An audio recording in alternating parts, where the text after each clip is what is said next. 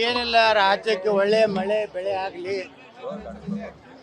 ಯಾಕಂದ್ರೆ ಬರಗಾಲದ ಒಂದು ಛಾಯೆ ಇಡೀ ರಾಜ್ಯದಲ್ಲಿ ಇವತ್ತು ಆವರಿಸಿದೆ.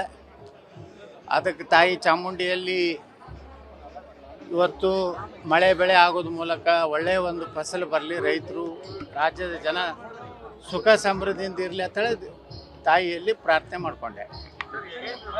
ಒಡೆದ ಮನೆ ಅಂತಾನೆ ಹೇಳ್ತಾರಲ್ಲ ಸರ್, ಏನಕ್ಕೆ ಸರ್ ಒಡೆದ ಮನೆ? ಮತ್ತದು ಏನು ನೋಡಿದ್ರಲ್ಲ ಮೊನ್ನೆ ವಿಧಾನ ಪರಿಷತ್ತಿನಲ್ಲಿ ಯಾವ ರೀತಿ ಒಂದು ಅಡ್ಡ ಮತದಾನ ಆಯಿತು. ಅದಾದ ಮೇಲೂ ಸಹ ಅದರ ಒಂದು ನೈತಿಕ ಜವಾಬ್ದಾರಿ ರಾಜ್ಯಾಧ್ಯಕ್ಷ ತಗೋತಾ ಇಲ್ಲ, ಮತ್ತು ಯಾರೂ ತಗೋತಾ ಇಲ್ಲ. ಇದೆಲ್ಲ ನೋಡಿಬಿಟ್ರೆ ಎಲ್ಲ ಇಬ್ಬರು ಹೊಂದಾಣಿಕೆ ಆಗಿ, ಕಾಂಗ್ರೆಸ್ ಮತ್ತು BJP ಹೊಂದಾಣಿಕೆ ಆಗಿನೇ ಅಡ್ಡ ಮತದಾನ ಮಾಡಿಸಿರುತ್ತೇಳಿ ಎಲ್ಲರಿಗೂ ಗೊತ್ತಿರುವಂಥ ಸಂಗತಿ. ವ್ಯಕ್ತಿಗಳು ಪಕ್ಷ ಕೇಂದ್ರದಲ್ಲಿ ಭಯಂಕರ ಸ್ಟ್ರಾಂಗ್ ಇದೆ. ಇಡೀ ದೇಶದಲ್ಲಿ ಕಾಂಗ್ರೆಸ್ಸನ್ನು ಅತ್ಯಂತ ಉಗ್ರವಾಗಿ ಕಠಿಣವಾಗಿ ಇವತ್ತು ಅಲ್ಲಿ ಹೋರಾಟ ಮಾಡ್ತಾ ಇದ್ದಾರೆ ಎಲ್ಲ ರಾಜ್ಯದಲ್ಲಿ.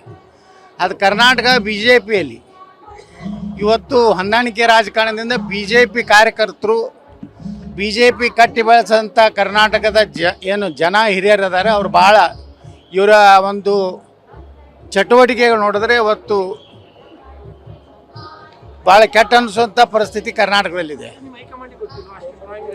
ಏನು ನಮ್ಗೆ ಗೊತ್ತಾಗ್ತಾ ಇಲ್ಲ. ಅದನ್ನೇ ಹೈಕಮಾಂಡ್ಗೆ ಗೊತ್ತಿದೆಯೋ ಇಲ್ಲೋ, ಅಥವಾ ಕೊನೆಗೆ ಇನ್ನೂ ಟೈಮ್ ಇದೆಯಲ್ಲ, ಅಕ್ಟೋಬರ್ ನವಂಬರ್ ಅಲ್ಲಿಗೇ ಅಂತ್ಯ ಮಾಡ್ಬೇಕಂತ ಇದ್ರೂ ಇರ್ಬೋದು. ಇಲ್ಲ, ಹೈಕಮಾಂಡ್ ಏನು ವೀಕ್ ಇಲ್ಲ. ಎಂತಿಂಥ ರಾಜ್ಯದಲ್ಲಿ ಭಾಳ ಸ್ಟ್ರಾಂಗ್ ಆಗಿ ಇದು ಮಾಡಿದ್ದಾರೆ. ಆದರೆ ಕರ್ನಾಟಕದಲ್ಲಿ ಅದೇನೋ ಒಂದು ಭಾಳ ಪ್ರಭಾವಿ ನಾಯಕರಿದ್ದಾರೆ ಅನ್ನೋಂಥ ಭಯ ಏನಿದೆ, ಈ ಭಯ ಎಲ್ಲ ಹಾರಿ ಹೋಗಿದೆ.